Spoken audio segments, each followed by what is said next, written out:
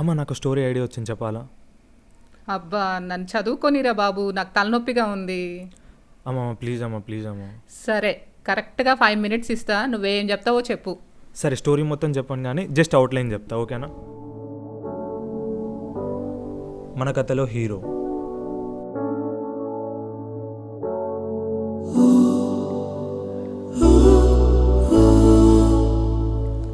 Hero పక్కన heroine ఉండాలి కదా.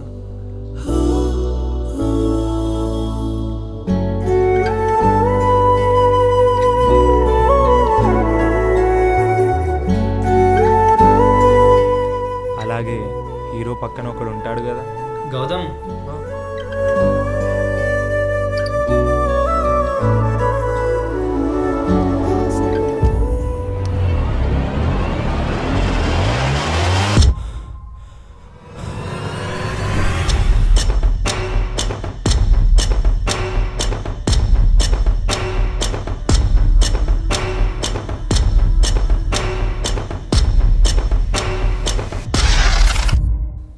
నీకు ఇచ్చిన 5 minutes అయిపోయింది, ఇంకా వెళ్దాం పద.